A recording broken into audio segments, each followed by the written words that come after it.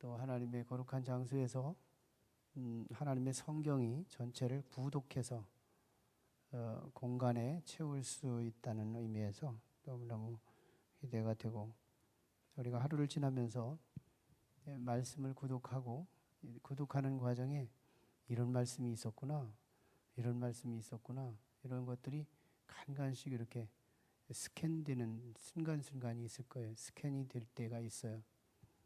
그런 것들이 우리에게 쌓이고 쌓여지면 성경적 흐름을 깨닫게 되기도 하죠.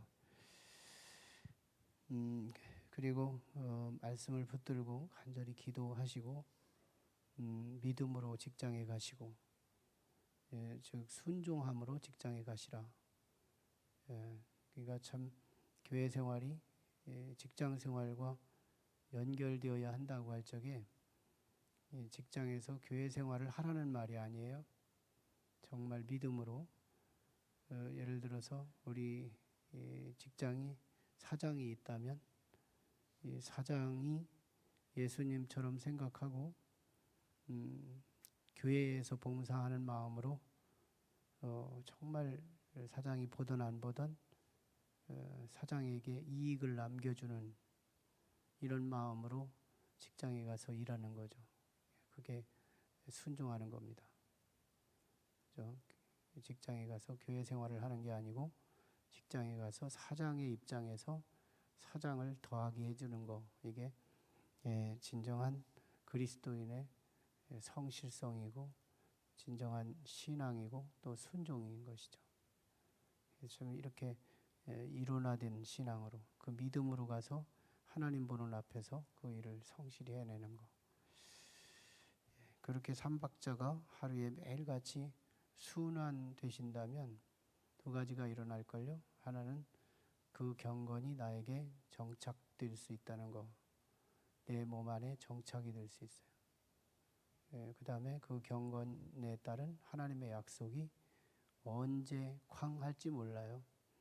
여러분, 기적 이전에는 흔들거리는 일들이 많아요. 제가 하나님이 역사하시고 하나님이 회복해 주신다는 그런 의미는 아무 일이 없다가 그냥 회복이라는 게 있는 게 아니고, 하나님의 역사의 바로 직전에는 어두운 먹구름들이 언제나 같이 일어나요.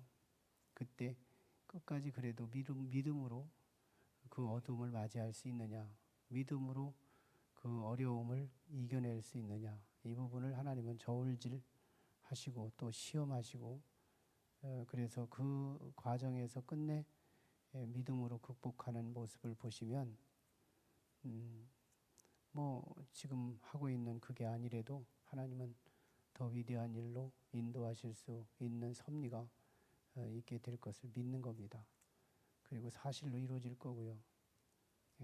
아무튼 하나님의 역사 전에는 아무튼 흔들거리는 환경이 없지 않다는 거예요. 이게 사실적 성경이니까요. 끝내 우리가 믿음으로 실족하지 않고 이겨나가는 거. 자, 오늘 말씀을 같이 한번 되새겨봐야 할 말씀은 35장에, 민수기 35장에 11절로 14절에 보면 도피성 이야기가 나와요.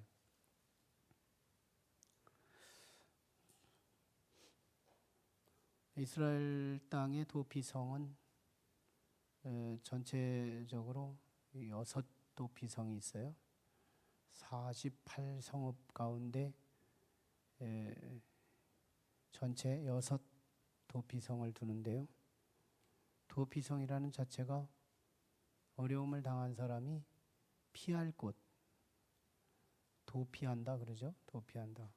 어려움을 당한 사람이 피할 곳을 하나님께서 정하셨다. 하나님께서 정하셨다. 이스라엘 백성들이 살 가나안 땅에 요단 동편과 요단 서편, 참 묘해요. 하나님은 사실 요단 서편을 약속하셨는데 이스라엘 사람들은 요단 동편도 달라고 함으로 인해서 요단 동편까지도 이스라엘이 되거든요. 근데 나중에는 이제 포로기 때를 기점으로 요단 동편은 잃어버려요. 하나님의 자녀들이 달라고 하니까 주기는 줬는데 다시 포로에서 다시 1차 귀환, 2차 귀환, 3차 귀환할 때 요단 동편에 살던 사람들이 돌아오지를 못해요. 그래서 하나님이 약속한 땅은 영원하고 약속하지 않은 땅은 한시적이에요. 성경을 자꾸 이렇게 깊이 들여다보고 이렇게 생각을 멈춰서 묵상해 보면 참 하나님이 제시하는 길이 영원하다. 이걸 깨닫게 합니다. 네, 그때 당시 이제 요단 동편에도 이스라엘의 두 지파 반이 그것을 파송받아서 그 땅을 이제 정복하고 있는데, 그래서 요단 동편에 사는 두 지파 반의 장정들이 요단 서편에 가서 정복 전쟁할 때 같이 전쟁을 다 치르고 돌아와서 다시 그 땅에 정착해서 살게 됐던 건데, 요단 동편에도 세 도피성이 있었고 요단 서편에도 세 도피성이 있었어요. 도피성은 그 지역마다 가장 높은 곳, 이렇게 좀 많이 보이는 곳, 너무 꼭대기가 아니고 높은 곳에서 동서남북에서 가급적 많이 보이는 쪽에 위치를 해요. 도피성. 하나님이 배려하시는 거죠. 못 봐서 피하지 못했다 하는 이런 핑계를 대지 못하게 하도록 도피성은 백성들이 그곳에서 살면서 쉽게 볼 수 있는 곳, 그리고 도피성의 진입로는 이렇게 수레가 들어가고 나올 수 있을 만큼 그렇게 길이 협착하지가 않고 또 데코북구나 이런 것들로 장애물을 설치하지 않아요. 매끈하게, 가급적이면 다른 도로보다는 더 매끈하게 해서 길을 넓히고 매끈하게 해서 피해서 가는 사람이 돌부리에 넘어지지 않도록 그렇게 배려를 하는 거예요. 이 도피성은 피하기 너무 어려운 쪽에 두지 않고 가장 쉽고 가장 넓은 길로 가장 보이기 쉬운 곳으로 이렇게 설정되어 있다는 거예요. 참 하나님께서 이스라엘 백성들이 혹시 실수하고 혹시 어려움이 있더라도 피할 수 있는 도피성을 이렇게 용이하게, 이렇게 편리하게, 이렇게 아주 너무너무 쉽게 접근할 수 있도록 이렇게 배려하셨다는 것이 하나님의 사랑의 구체성을 읽어볼 수가 있어요. 자, 그런데 이 도피성에는 아무나 피하는 곳이 아니었어요.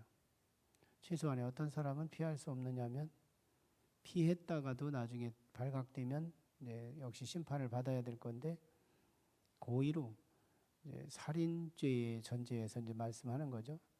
사람을 살인을 했는데 고의로 죽이려고 해서 죽인 사람이 있고, 어떻게 하다가 도끼질을 하는데 도끼가 날이 빠져서 옆 사람의 머리가 맞아서 죽을 수 있어요. 오늘날로 말하면 내가 고의로 교통사고는 내지 않았는데 어쩌다가 교통사고 나서 사람이 죽을 수 있어요. 이런 사람들이 어떤 때는 막 그 피해자의 가해자의 측에서 막 죽이고 싶은 순간적 살인 충동이 그 감정을 막 찾아들을 수 있거든요.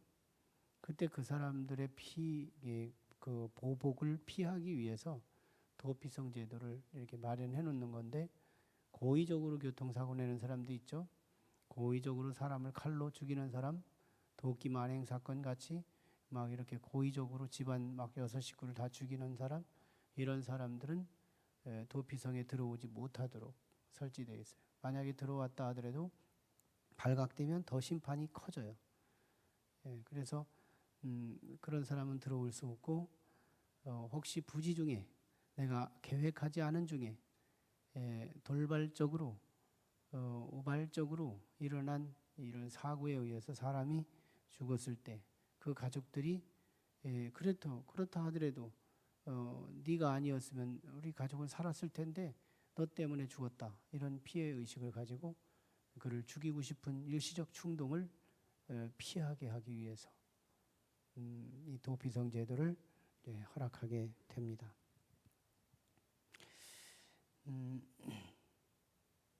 그런데요, 그냥 고의적인 살인자들은 어떻게 하기로 되느냐? 반드시 그가 죽여라. 피해자가 죽여도 괜찮다는 거예요. 이것은 하나님의 공의를 계시하고 있는 거예요. 하나님의 공의를. 하나님의 속성은 신학적으로는 두 가지죠. 공의의 하나님, 그리고 사랑의 하나님. 공의의 하나님, 사랑의 하나님.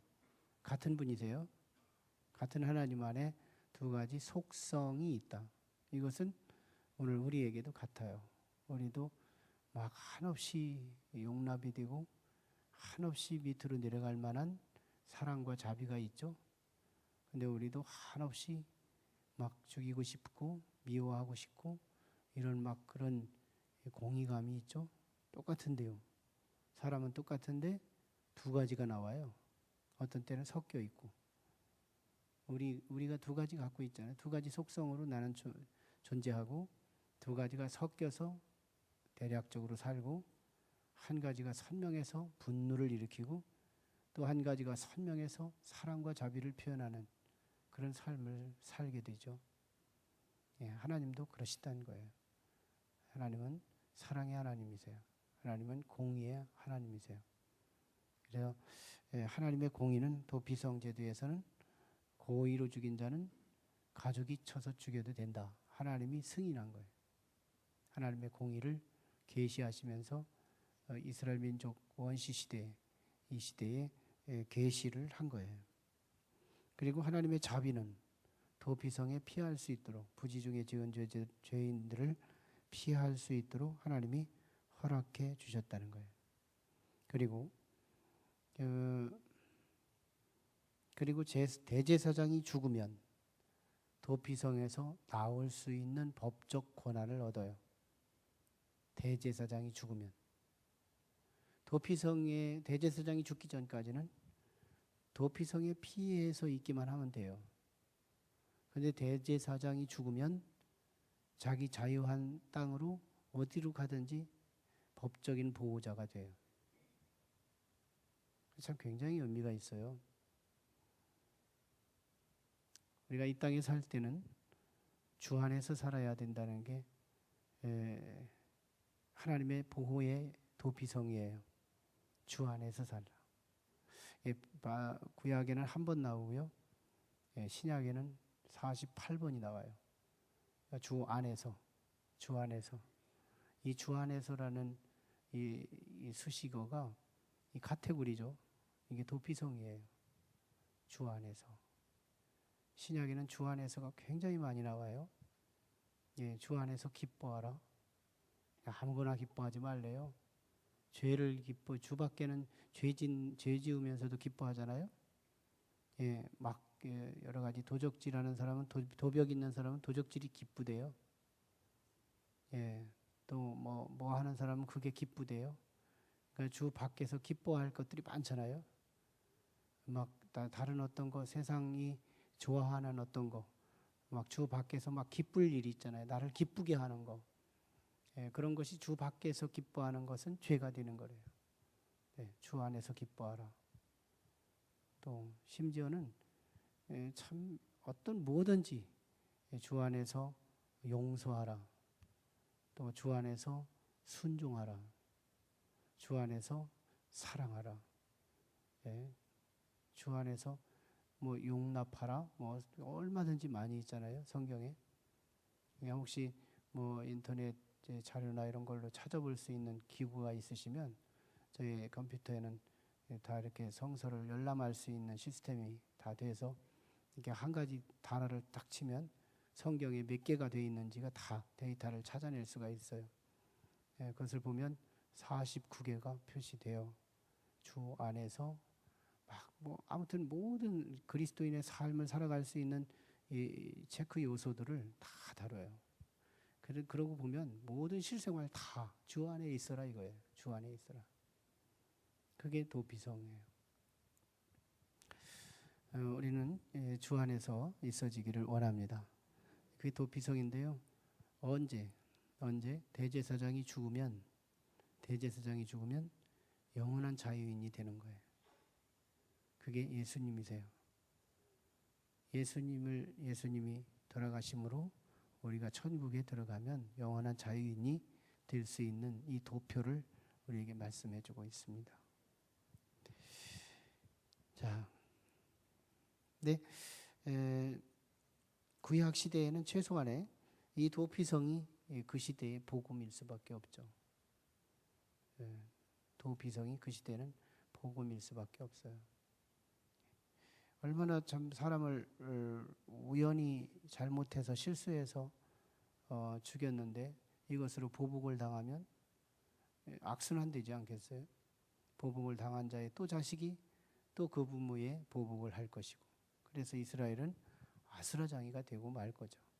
네, 이런 어떤 선한 동기에 의해서 실수로, 인간의 연약함에 의해서 실수한 거에 관해서는 성경이 보호하겠다, 하나님이 지켜주시겠다, 이 의지를 보여주신 거잖아요. 연약함 때문에, 그리스도 안에서 약함으로 지은 죄는 하나님이 보호해 주시겠다. 근데 막 악의에 걸쳐서 내가 저 사람을 죽여야지, 너무 미워서 막 계획적이고 의도적이고 아주 조직적으로 그에게 접근해서 그를 죽였다거나 손해를 봤다고 한다면 하나님이 용서하지 않겠다는 거예요. 그러면 여기서 한 가지 분명한 십자가의 효과를 읽을 수 있어요. 구약을 알면 신약이 이해가 더 깊어지는 건데요. 저 십자가가 모든 인류를 다 낫게 하시고, 모든 인류를 치료하시고, 모든 지구를 깨끗하게 하시는 십자가인가? 아니라는 거예요. 저 십자가 한 방이면 아무렇게나 사는 사람도 다 해결해주고, 착하게 살다가 실수한 사람도 해결해주고, 아니라는 거예요. 이 십자가를 그냥 십자가만 얘기하면 우리를 다 용서해 주신다는 말인가?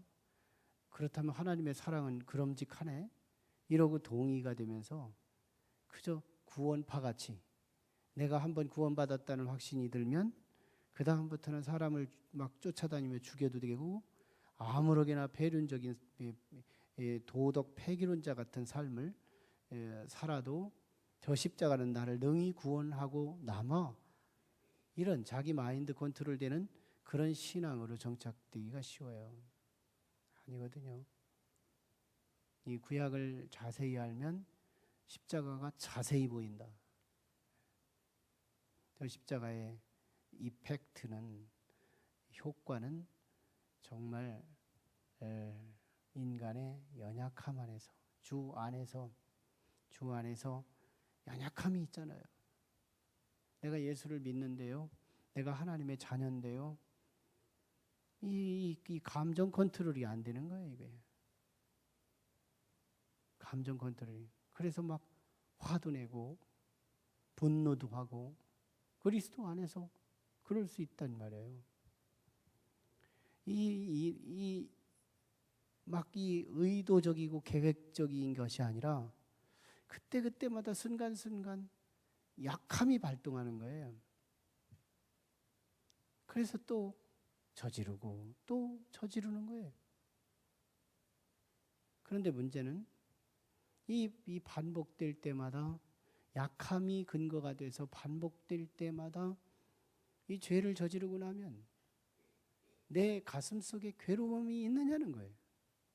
솔직히 내 가슴에 괴로움이 있느냐 이거예요. 괴로움이 있다면 영이 상한 거예요. 내가 막 괴로운 거예요. 그래서 어쩌다가 죄를 지었는데, 짓고 나서 또 조금 지나고 나면 이제는 앉아야지, 그런 죄는 다시는 안 져야지 막 다짐하고 가는데 어느 시점 가면 또 이게 순식간에 연약함이 발동하는 거예요. 그래서 또 죄를 저질러져요. 그리고 나면 또 괴로움이 찾아오는 거예요. 근데 이 괴로움이요, 조금씩 가다 보면 이 죄가 줄어요. 죄가 녹아져요. 죄가 줄어들면서 결국 죄가 사멸되거든요. 그래서 점진적이고 점차적이에요. 막 대박이 터지듯이 죄가 하루아침에 막 몰사되고 그런 사람이 있겠죠. 성질대로 있을 거예요.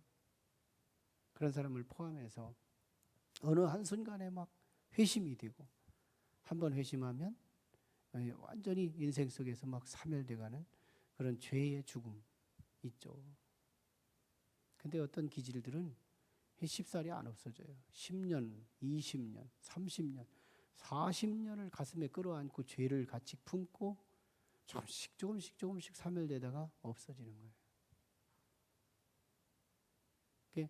바울 사도가 로마서 8장 이후에 죄가 있는 곳에 은혜가 더하더라 이렇게 말씀하죠. 죄가 있는 곳에 은혜가 더하더라. 그러면 바울은 굉장히 논리적인 분으로서 독자들이 이런 반론을 일으킬 것을 알고 되물어요. 그렇다면 죄를 지어야 되지 않겠느냐? 죄가 있는 곳에 은혜가 더하다면 그럼 우리는 죄를 지어야 되지 않겠어? 바울이 묻는 거예요. 그런데 또 다시 거기에 바울은 다시 자기가 묻고 자기가 또 대답해요. 우리가 죄 가운데서 이미 죽은 자가 어떻게 또 죄를 살려서 그 죄가 또 살아 싹이 틀 수 있겠느냐 이거예요. 우리가 정말 주 안에서 구원을 받았다면 그 죄에 관해서는 죽어가든지 죽든지 이 둘 중에 하나가 되어야 된다는 거예요. 죄는 죽어가야 되는 거예요. 죄가 더 성장해가고 발전해가고 있다면 예수를 안 믿는 것일 수 있어요. 그리고 그것이 의도적이고 계획적이라면 예수님의 십자가는 그 사람의 죄는 사멸시키지 않습니다. 최소한 의도적이고 죄가 살아서 디자인하고 계획하고 의도적이고 이런 죄를 우리 속에서 발동하고 있다면 나의 연약함 때문에 어쩔 수 없이 죄를 짓는 것이 아니고 죄를 계획적이고 의도적이고 막 그런 의미에서 상대방을 미워서 그 일들을 도모하고 있다면 최소한 저 십자가는 그들의 죄를 소멸시키지 않으신다. 이 각도에서 더 선명한 대상자들을 생각해 봐요. 안 믿는다면 어떻게 될까요? 주 밖에, 그리스도 밖에 있는 사람들, 안 믿는 사람들. 그들도 죄가 두 가지가 있어요. 하나는 부지 중에 짓는 죄가 있겠죠. 그들도 있어요. 그러나 그들의 부지 중에 짓는 죄는 하나님이 용납하지 않습니다. 주 안에서 부지 중에 지은 죄를 용납하신다는 거예요. 만약에 그 그리스도 밖에 있는 사람들에게도 부지 중에 짓는 죄를 용서하라고 성경에 기록이 됐다면 어떻게 기록해야 되느냐 하면 이스라엘을 중심한 세계 열방 국가는 가까운 동네 안에 도피성을 세우라고 지도자들을 파송해서 전 세계에 도피성을 만들어라 이렇게 지시했을 거예요. 아니에요. 이스라엘 안에만 도피성을 허락하신 거예요. 왜? 이 부지 중에 지은 죄들을 보호하기 위해서. 그러니까 이스라엘 민족 밖의 민족은 아니라는 거예요. 다시 말해 우리식으로 말하면 그리스도 밖에 있는 사람들은 그들의 부지 중에 지은 죄까지도 하나님은 따지겠다는 거예요. 안 믿는 사람들의 의식하지 않은 죄까지도 따지겠다는 거예요. 의식한 건 말할 것도 없고요. 그러니까 그리스도 밖에 있는 것은 다 심판의 대상인 거예요. 근데 우리는 어떤 거예요? 조건적이에요. 우리는 계획적인 죄는 예수를 믿는다고 하는 명목은 있어도 예수를 믿는다는 미명이 있다 하더라도 십자가로 대속하지 않겠다는 거예요. 이게 참 두려운 일이죠. 예수 안에서 악한다는 건 두려운 일이에요. 헛믿는 것일 수 있기 때문에. 그러나 우리에게는 혜택이 있죠. 혹시 내 연약함 때문에 어쩔 수 없이 죄를 흘릴 수 있고 죄를 재현할 수 있을 때 우리는 그것을 가슴 아파하고 회개하고 다시는 하지 않겠어요. 이런 약속과 함께 하나님께 나아갈 때 그리스도는 십자가로 우리를 보호해 주시더라는 거예요. 십자가가 막연했잖아요. 우리 십자가에 선이 없었잖아요. 저 십자가가 선명해야 되잖아요. 어떤 사람, 성경은 심지어는 바울 사도를 통해서 예수님도 말씀하신 거죠. 바로 성령을 회방하는 죄는 용서받지 못한다고. 성령을 회방하는 죄는 용서받지 못한다. 그러니까 성경은 분명하게 말하는 것이 용서받을 죄가 있고 용서받지 못할 죄로 구별하고 있어요. 그러면 분명한 것은 십자가는 적용되는 영역이 제한적이라는 것을 말씀하는 거예요. 그래서 우리 십자가, 저 십자가 안에서 나를 대속해 주실 수 있는 그 영역은 우리의 연약함 안에서만 가능하다. 의도적이고 계획적인 죄는 절대로 예수 믿는 미명하에도 적용되지 않으신다. 우리가 정말 연약해서 짓는 죄에 대해서는 늘 가슴 아파하고 괴로워하면서 죄를 조금씩 사멸시켜가고 그래서 하나님을 기쁘게 하는 분량을 늘려나가고 근데 좌우지간 우리 속에 죄가 있는 한 성령은 주무시니까요. 성령은 밖에 나와 계시니까요. 거룩해 보세요. 하나님의 성령이 내 안에서 역사해 주셔요. 내적 비밀을 간직하게 해 주십니다. 도피성에 나타난 하나님의 깊으신 뜻은 십자가의 대속은 제한적이라는 것을 말씀하고 있습니다. 기도하시죠. 우리 같이 기도하실 때 하나님